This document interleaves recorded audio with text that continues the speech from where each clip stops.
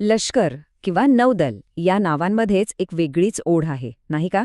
पण या क्षेत्रात करिअर करण्याचा विचार करत असाल तर काही गोष्टी माहीत असणं खूप गरजेचं आहे.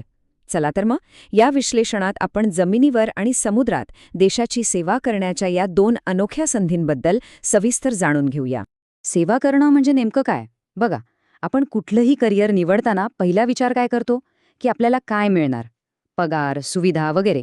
पण लष्करी सेवेचा विचार करताना प्रश्न उलटा विचारावा लागतो, की आपण देशाला काय देऊ शकतो? कारण खरं सांगायचं तर ही फक्त एक नोकरी नाहीये, ही एक मोठी जबाबदारी आहे, एक वचन आहे. हे बघा, लष्कर आणि नौदल यांचं ध्येय एकच आहे, देशाचं संरक्षण.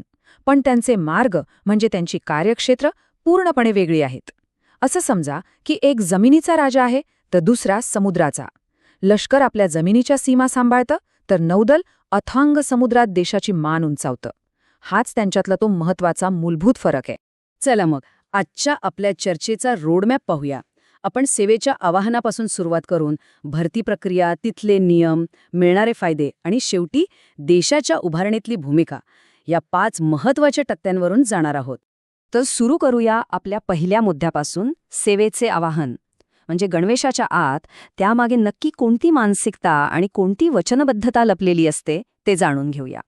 एक गोष्ट अगदी स्पष्टपणे समजून घ्यायला हवी. लष्कर किंवा नौदलात जाणं हा काही छोटा मोठा निर्णय नाहीये. हा आयुष्याला कलाटणी देणारा निर्णय आहे. कारण इथे फक्त तुमचं काम महत्वाचं नसतं, तर राष्ट्रीय सेवा, कमालीची शिस्त आणि सांघिक भावना म्हणजे टीमवर्क ही मूल्य सगळ्यात महत्वाची आहेत. खरं तर हीच मूल्य या सेवेचा आत्मा आहेत, त्याचा कणा आहेत. बरं, ही मानसिकता तर झाली. पण मग प्रत्यक्ष या दलांमध्ये सामील कसं व्हायचं? त्याची प्रक्रिया काय असते? चला आता भरतीच्या मार्गाबद्दल जाणून घेऊया. तर हा भरतीचा प्रवास साधारणपणे 4 मुख्य टप्प्यांमधून जातो. सगळ्यात आधी एका भरती अधिकाऱ्याशी संपर्क साधावा लागतो. सगळी माहिती त्यांच्याकडून मिळते. मग येते ASBAB सारखी एक चाचणी, जी कौशल्य तपासते. त्यानंतर होते एक कडक वैद्यकीय तपासणी आणि या सगळ्यांतून यशस्वीपणे पार पडल्यावर देशाच्या सेवेची शपथ घेतली जाते. अर्थातच या प्रवासाला सुरुवात करण्याआधी काही मूलभूत गोष्टींची पूर्तता करावीच लागते. वय, नागरिकत्व, शिक्षण म्हणजे कमीत कमी हायस्कूल डिप्लोमा किंवा समकक्ष. हे तर झालंच, पण त्याहीपेक्षा महत्त्वाचं काय? तर शारीरिक तंदुरुस्ती आणि चारित्र्य या दोन्ही गोष्टी इथे अत्यंत महत्त्वाच्या मानल्या जातात. ठीक आहे, भरती प्रक्रिया समजली. पण एकदा सेवेत दाखल झाल्यावर काय? यशस्वी करिअरसाठी काय करायला हवं आणि काय नाही यावर एक नजर टाकूया. यशाची गुरुकिल्ली काय आहे? तर काही गोष्टी अगदी मनात कोरून ठेवाव्या लागतात. शिस्त, त्याचा स्वीकार करणं, आपल्या वरिष्ठांच्या आदेशाचा मान राखणं, शारीरिक तंदुरुस्ती कधीही कमी होऊ न देणं आणि सगळ्यात महत्त्वाचं, जे काही कराल ते सचोटीने, प्रामाणिकपणे करणं. ह्या गोष्टी पाळल्यात तर प्रगती कोणीही रोखू शकत नाही. आणि जशा यशाच्या पायऱ्या आहेत तसेच काही धोकेही आहेत, ज्यांना टाळायलाच हवं.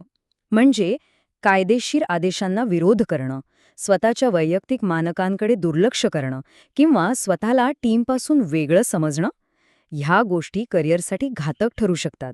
ह्या चुकांमुळे प्रगतीचा मार्ग खुंटू शकतो. चला, आता एका अशा मुद्द्यावर बोलूया जो सगळ्यांसाठीच महत्त्वाचा असतो. पैसा, पगार आणि सुरक्षा. लष्करी सेवेत आर्थिक बाजू कशी सांभाळली जाते ते समजून घेऊ. इथे एक गोष्ट लक्षात घ्यायला हवी. लष्करी मोबदला म्हणजे फक्त महिन्याचा पगार नाही, त्याला एकूण मोबदला म्हणतात. कारण पगारासोबतच घर आणि जेवणासाठी भत्ते मिळतात, संपूर्ण कुटुंबासाठी उत्तम आरोग्यसेवा असते, रिटायरमेंटनंतर पेन्शनची सोय असते आणि शिक्षणासाठीही संधी मिळतात. म्हणजे हे एक कंप्लीट पॅकेज आहे, जे एक भक्कम आर्थिक सुरक्षा देतं. हा आलेख बघा. यावरून आर्थिक प्रगतीचा अंदाज येईल. जेव्हा सेवेत कोणी नवीन असतं तेव्हा पगार एका विशिष्ट पातळीवर असतो. पण जसा अनुभव वाढतो, पदोन्नती मिळते, तसा पगारही वाढत जातो.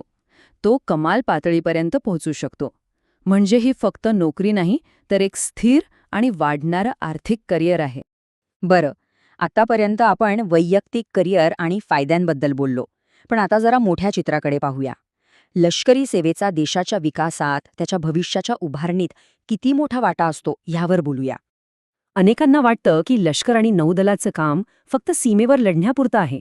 पण तसं अजिबात नाही. देशाच्या संरक्षणासोबतच जेव्हा कुठे पूर किंवा भूकंप येतो तेव्हा मदतीसाठी हेच जवान धावून येतात. आंतरराष्ट्रीय स्तरावर देशाची प्रतिमा उंचावण्यातही त्यांची मोठी भूमिका असते. म्हणजे त्यांचं काम खूप बहुआयामी आहे. म्हणूनच सीमेवर देशाचं रक्षण करण्यापासून ते देशातल्या लोकांना मदत करण्यापर्यंत प्रत्येक सैनिक, मग तो लष्करातला असो वा नौदलातला, तो आपल्या देशाच्या कथेचा, देशाच्या इतिहासाचा एक सक्रिय शिल्पकार असतो. त्यांचं योगदान खरंच शब्दात मोजता येणार नाही, ते अमूल्य आहे. तर आपण लष्करी सेवेचा हा संपूर्ण मार्ग पाहिला. तो कसा आहे, त्यात काय आव्हानं आहेत आणि काय संधी आहेत, हे सगळं समजून घेतलं. आता मार्ग तर स्पष्ट आहे. प्रश्न फक्त एकच उरतो. राष्ट्राच्या या गौरवशाली भविष्यात प्रत्येकाने आपली भूमिका कोणती ठरवायची, यावर विचार नक्की करा.